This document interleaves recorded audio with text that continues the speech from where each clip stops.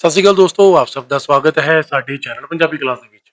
ਸੋ ਦੋਸਤੋ 10ਵੀਂ ਜਮਾਤ ਵਾਲਿਆਂ ਦਾ ਜਿਹੜਾ ਅਗਲਾ ਪੇਪਰ ਹੈ ਉਹ ਹੈ ਹਿੰਦੀ ਦਾ। 7 ਤਰੀਕ ਨੂੰ ਜਿਹੜਾ ਪੇਪਰ ਹੋਵੇਗਾ ਉਹ ਹੈ ਹਿੰਦੀ ਦਾ। ਸੋ ਦੋਸਤੋ ਅੱਜ ਅਸੀਂ ਹਿੰਦੀ ਦਾ ਲੈ ਕੇ ਆਏ ਹਾਂ ਸੈਂਪਲ ਟੈਸਟ ਪੇਪਰ 10ਵੀਂ ਜਮਾਤ ਦੇ ਵਿਦਿਆਰਥੀਆਂ ਦੇ ਲਈ, ਉਹ ਵੀ ਪੂਰੀ ਤਰ੍ਹਾਂ ਸੋਲਵ ਕੀਤਾ ਹੋਇਆ ਹੈ। ਸੋ ਆਓ ਸ਼ੁਰੂ ਕਰਦੇ ਹਾਂ। ਸੋ ਦੋਸਤੋ ਵੀਡੀਓ ਨੂੰ ਸ਼ੁਰੂ ਕਰਨ ਤੋਂ ਪਹਿਲਾਂ ਚੈਨਲ ਨੂੰ ਜਰੂਰ ਸਬਸਕ੍ਰਾਈਬ ਕਰ ਲੈਣਾ, ਵੀਡੀਓ ਨੂੰ ਲਾਈਕ ਅਤੇ ਸ਼ੇਅਰ ਵੀ ਜਰੂਰ ਕਰ ਦੇਣਾ ਤਾਂ ਜੋ ਇਸ ਤਰ੍ਹਾਂ ਦੇ ਨੋਟੀਫਿਕੇਸ਼ਨ ਤੁਹਾਨੂੰ ਲਗਾਤਾਰ ਮਿਲਦੇ ਰਹਿਣ। ਸੋ ਆਓ ਸ਼ੁਰੂ ਕਰਦੇ हैं। सितंबर परीक्षा 2022-23 कक्षा 10वीं, समा 3 घंटे का, कुल अंक है 90, सुंदर लिखाई के 5, भाग ग। प्रश्न नंबर 1, निम्नलिखित लिखित बहुवैकल्पिक प्रश्नों के उत्तर लिखें। प्रश्न नंबर 1, छात्र आवास शब्द का सही भाववाचक संख्या शब्द चुने। इसका उत्तर है ग, छात्रावास। प्रश्न नंबर 2, रस से भरी समास विग्रह का सभी समस्त चुनकर लिखें। सही समस्त चुनकर लिखें। इसका उत्तर है ख, रसवरी। प्रश्न नंबर 3, मनुज शब्द का पर्यायवाची शब्द चुने। इसका उत्तर है घ, ये सभी। यानी कि क, ख और घ तीन ही ऑप्शन है। क मानव, ख आदमी, ग मनुष्य। नंबर 4, बच्चा शब्द की भाववाचक संख्या शब्द चुनकर लिखें। इसका उत्तर है ग, बचपन। आगे नंबर 2, निम्नलिखित बहुत वैकल्पिक प्रश्नों के उत्तर लिखें। प्रश्न नंबर 1, संत किसकी भांति नीर शरीर विवेक करते हैं। इसका उत्तर है ख, हंस की। आगे प्रश्न नंबर 2, मीरा मीरा किसी अपने नैनों में बसाना चाहती है। उत्तर है ख, श्री कृष्ण। प्रश्न नंबर 3, ममता किसकी पुत्री थी। इसका उत्तर है क, चूड़ामणि की। आगे है प्रश्न नंबर 4, महेश किस डर से घुल मिल गया था।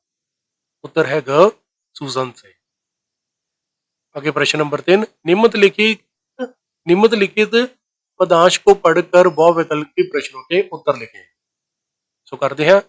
मेरे तो गिरधर गोपाल दूसरा ना कोई, जाके सिर मोर मुकुट मेरा पति सोई, तात मात भ्रांत बुद्ध अपनो ना कोई, छाड़ दुई कुल की कान कहाँ करे कोई। प्रश्न नंबर 1, श्री कृष्ण जी ने क्या धारण किया था। इसका उत्तर क, मोर मुकुट। प्रश्न नंबर 2, मीरा ने श्री कृष्ण को क्या क्या माना है। इसका उत्तर है क, पति। प्रश्न नंबर 3, कुल शब्द का क्या अर्थ है। इसका अर्थ है ग, वंश। नंबर 4, इस पदांश का शीर्षक क्या होगा। क, कृष्ण भक्त। आगे नंबर 4, निम्नलिखित बहुविकल्पिक प्रश्नों के उत्तर लिखें। नंबर 1, क्रोध के मारे लाल होना मुहावरे का सही अर्थ चुनकर लिखें। गुस्सा होना। आगे है प्रश्न नंबर 2, अकल पर डैश पड़ना। इसका उत्तर है क, पत्थर पड़ना। आगे प्रश्न नंबर 3, आसमान से गिरा डैश में अटका। रिक्त स्थान भरकर लोककृत को पूरा करें। इसका उत्तर है खजूर, यानी कि ऑप्शन ख। आगे है प्रश्न नंबर 5, निम्नलिखित गद्यांश को ध्यानपूर्वक पढ़े और दिए गए प्रश्नों के उत्तर लिखें। तो मैं फटाफट पढ़ रहा। भाग्यवादी व्यक्ति आलसी तथा निकम्मा हो ही जाता है। वह अपने समुचे व्यक्तित्व और जीवन को दुखी भी बना लेता है। वह यह नहीं सोचता कि ईश्वर ने उसे ठीक बुद्धि दी है, सोचने समझने की शक्ति दी है, हाथ पांव दिए हैं, अनेक प्रकार की शक्तियां प्रदान की है, और यह सारी वस्तुएं इसलिए दी है कि इन सब का उचित तथा सुसाधित प्रयोग करके वह पुरुषार्थम के मार्ग पर चलकर अपने जीवन को सुखी तथा समृद्ध बना ले। इस तरह पूर्णतः भाग्यवादी व्यक्ति के चक्कर में फंसकर मनुष्य युगों युगों से चालाक लोगों के हाथों से घोषित तथा पीड़ित हो रही है। वह भाग्य को पूर्व जन्म के कर्मों का परिणाम मानता आ रहा है। एक साहूकार का बेटा बिना परिश्रम किए ही अपने पिता की गद्दी का वारिस बन जाता है। अतः भाग्यवादी मनुष्यताओं के अनुसार स्पष्ट है कि यहाँ पूर्व जन्म के कर्मों के रूप में सब कुछ प्राप्त हुआ है। भाग्य और पूर्व जन्म के कर्मों के रूप में उसका भोग प्रत्येक व्यक्ति के लिए अनिवार्य है। इससे बच पाना कठिन ही नहीं बल्कि यह असंभव भी है। आगे प्रश्न नंबर 1, भाग्यवादी व्यक्ति कैसा बन जाता है? उत्तर, भाग्यवादी व्यक्ति आलसी तथा निकम्मा हो जाता है। प्रश्न नंबर 2, ईश्वर ने मनुष्य को क्या दिया है?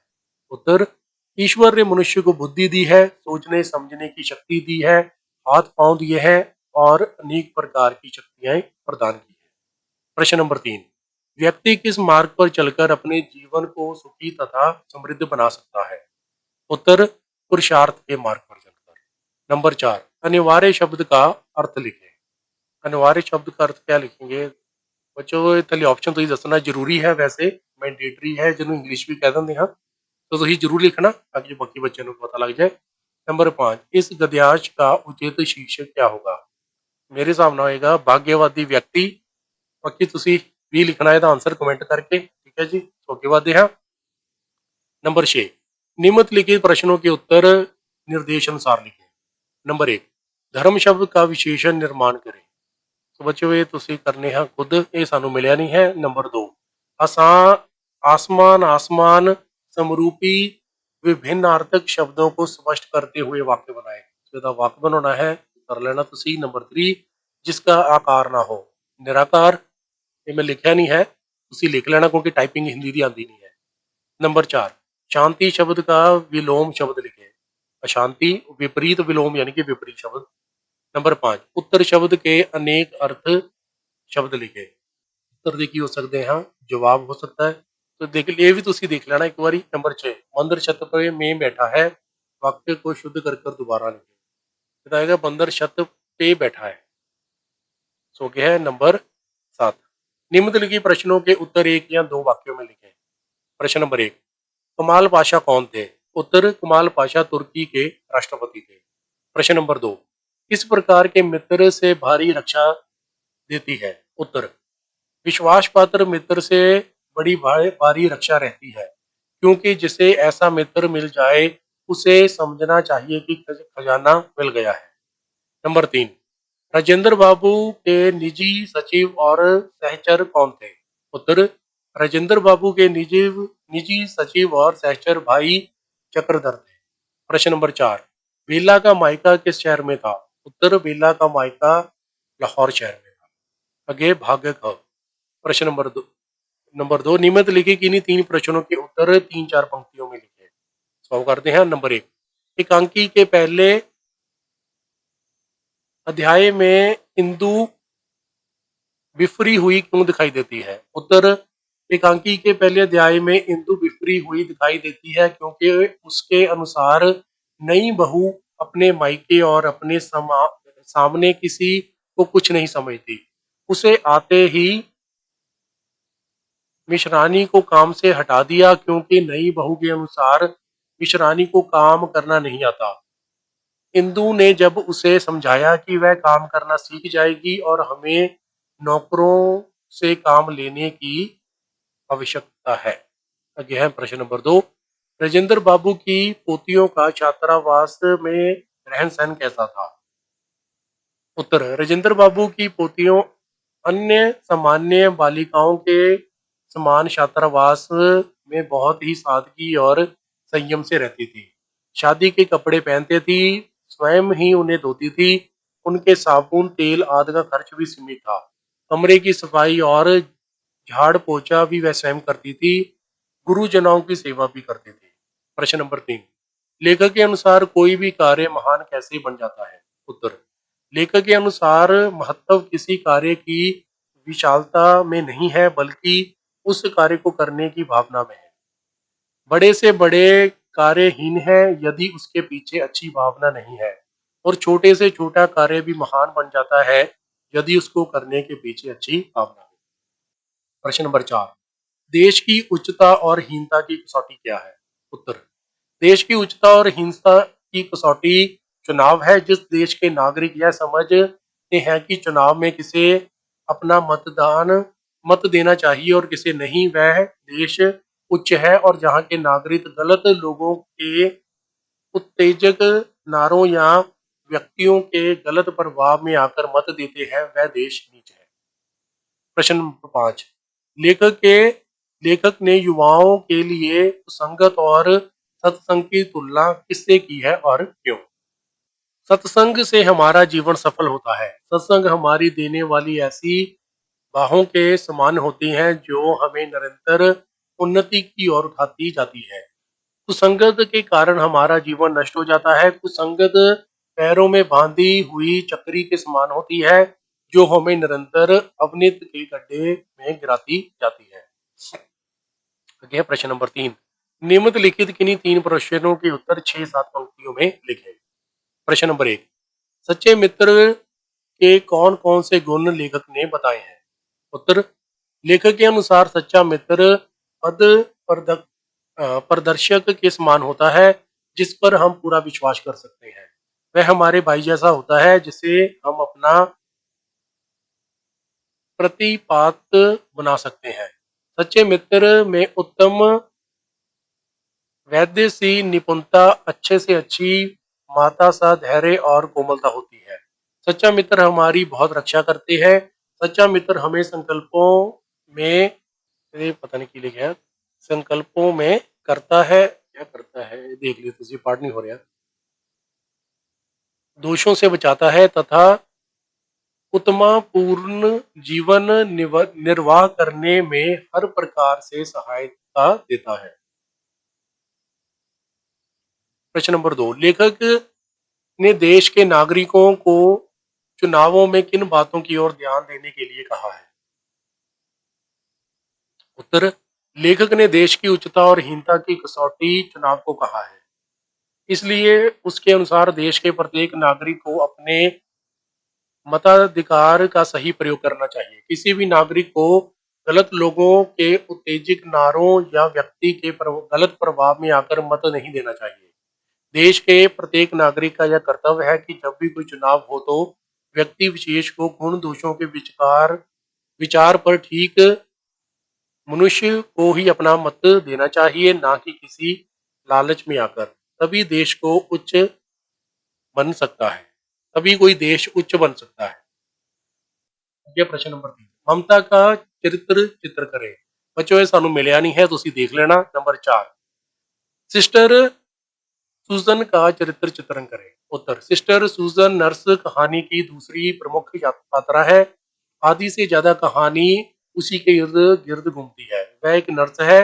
एक नर्स होने के सभी गुण उसमें विद्यमान है। वह अपना कार्य बहुत ही मेहनत तथा ईमानदारी से करती है। सूसन सरल हृदय वाली नारी है। उसका चरित्र ममतामयी नारी का चरित्र है। कहानीकार ने उसे सरल हृदय हृदय कमठ तथा विवेकशील नारी के रूप में चरित्र किया है। उसके चरित्र में सहजता तथा स्वाभाविकता है। वह अस्पताल के बच्चों को एक माँ के समान प्यार करती है।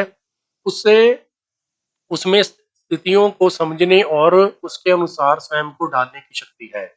वह महेश को रोते देख उसकी पीड़ा को समझकर उसकी मनोदशा को दूर करती है। वह बाल मनोविज्ञान को समझती है। अतः सुजैन सही अर्थों में एक ममतामयी, सेवा भाव से युक्त तथा ममतत्व से परिपूर्ण नारी है। वह ईमानदार है।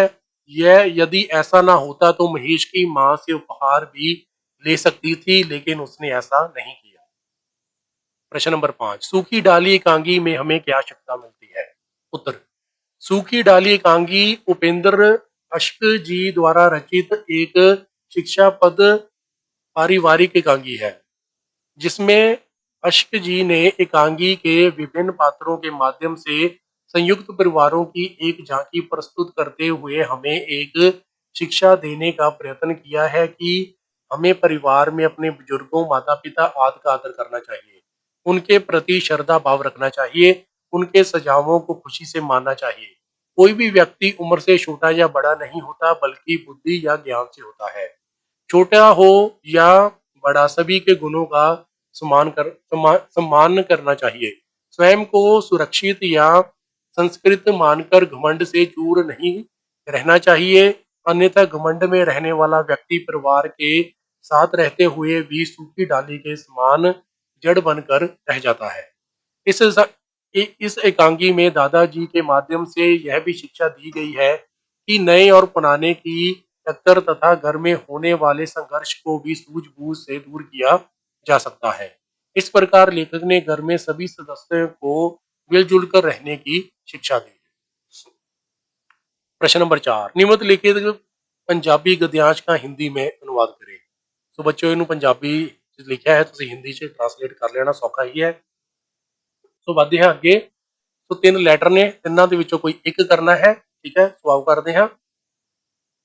मान लो आपका नाम मनोहर लाल है और आप SD हाई स्कूल नवांशहर में पढ़ते हैं। अपने स्कूल के मुख्य अध्यापक को एक प्रार्थना पत्र लिखें जिसमें उचित कारण बताते हुए सेक्शन बदलने की प्रार्थना की गई है। सेवा में मुख्य अध्यापक SD हाई स्कूल नवांशहर महोदय, सविनय निवेदन है कि आपके स्कूल में 8वीं श्रेणी बी सेक्शन में पढ़ रहा हूँ। मैं अपना सेक्शन बदलना चाहता हूँ। मेरा सेक्शन बी में अधिक छात्र ड्राइंग विषय के हैं जबकि मैंने संस्कृत विषय ले रखा है। पढ़ाई की सुविधा के विचार से ए सेक्शन में जाना चाहता हूँ। इसी सेक्शन में मेरे मोहल्ले के सभी छात्र पढ़ते हैं। सेक्शन अलग अलग होने से मेरे लिए पढ़ाई में कुछ रुकावट पड़ जाती है क्योंकि मैं उनसे पूर्ण सहयोग प्राप्त नहीं कर पा रहा हूँ। इसके अतिरिक्त ए सेक्शन में पढ़ने वाले छात्रों को योग्यता के आधार पर रखा जाता है। मैं इस मासिक परीक्षा में अपनी श्रेणी में प्रथम आया हूँ। इसी कारण मुझे ए सेक्शन के उन योग्य छात्रों में बैठकर पढ़ने की अनुमति दी जाए जिसमें मेरा उचित विकास हो सके। मेरी प्रार्थना है कि मुझे 8वीं बी सेक्शन से ए सेक्शन में जाने की अनुमति प्रदान की जाए। मैं आपको विश्वास दिलाता हूं कि पढ़ाई में मैं किसी भी छात्र से पीछे नहीं रहूंगा। आपका आज्ञाकारी शिष्य मनोहर लाल, कक्षा 8वीं बी, रोल नंबर जो भी है। आगे है, स्वास्थ्य अधिकारियों को अपने मोहल्ले क्षेत्र की सफाई करवाने के लिए पत्र लिखें। सेवा में स्वास्थ्य अधिकारी नगर निगम सुंदर नगर। दिनांक जो भी तारीख लिखनी है लिख सकते हो। विषय सुंदर नगर की सफाई करवाने के लिए प्रार्थना पत्र। माननीय महोदय, आपका ध्यान सुंदर नगर में जगह जगह फैली गंदगी की ओर दिलाना चाहता हूँ। मैं सुंदर नगर का निवासी हूँ। मुझे यह लिखते हुए बड़ा ही अफसोस हो रहा है कि हमारे क्षेत्र का नाम ही सुंदर नगर है, जबकि सत्य यह है कि सुंदरता तो इसमें इसमें इसको कोसों दूर है। इस क्षेत्र के चारों ओर गंदगी फैली हुई है। यहाँ कूड़ा घर से कूड़े उठाने वाली गाड़ी नियमित रूप से नहीं आती जिसके कारण कूड़ा इकट्ठा होता रहता है। इसके चारों ओर दूर दूर तक दुर्गंध फैल गई है। मक्खी मच्छर इतने हो गए हैं कि मलेरिया और डेंगू का प्रयोग बढ़ गया है। इस कूड़ाघर के कुत्ते, सुअरों, गायों, भैंसे आदि ने अपना गड्ढा बना रखा है। दुर्गंध के साथ साथ जानवरों के डर के कारण राहगीरों का चलना फिरना भी दुर्भर हो गया है। यहाँ के निवासियों ने कई बार सफाई कर्मचारियों से बात की है किंतु उनके कान पर जूं तक नहीं रेंगती। अतः मैं सुंदरनगर का प्रतिनिधि होने के नाते आपसे अनुरोध करता हूं कि जल्दी से जल्दी क्षेत्र में सफाई अभियान चलाकर लोगों को इस गंदगी भरे वातावरण से मुक्त करें। मैं आशा करता हूं कि आप इस संबंध में शीघ्र ही कार्रवाई करेंगे। धन्यवाद। सह चंपक लाल, मकान नंबर 1। सो अगेन नंबर 7, निम्नलिखित में से किसी एक विषय पर अनुच्छेद लिखें। तो है अपने नए घर में प्रवेश। हम घर में सहयोग कैसे करें? गांव का खेल मेला। अपने नए घर में प्रवेश। हम कुछ समय पहले किराए के मकान में रह रहे थे किंतु मेरे पिताजी ने एक प्लॉट खरीद लिया था। हम वहां पिछले 1.5 साल से नया घर बनवाने में जुटे थे। पिछले सप्ताह नया घर बनाकर तैयार हो गया था। नए घर के अनुरूप नए पर्दे, नया फर्नीचर खरीदना स्वाभाविक ही था। मेरे पिताजी ने मेरे और मेरी बहन के लिए पढ़ाई करने का एक कमरा अलग से बनवाया था। उन्होंने हमारे